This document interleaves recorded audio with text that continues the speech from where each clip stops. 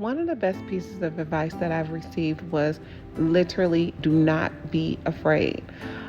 I was so afraid to go explore this new city that I'm living in that I did not want to go outside. You hear so many negative things on the news, and it makes you just want to stay indoors or in a sheltered place. But, girl, you need to get up and go outside. It will be okay.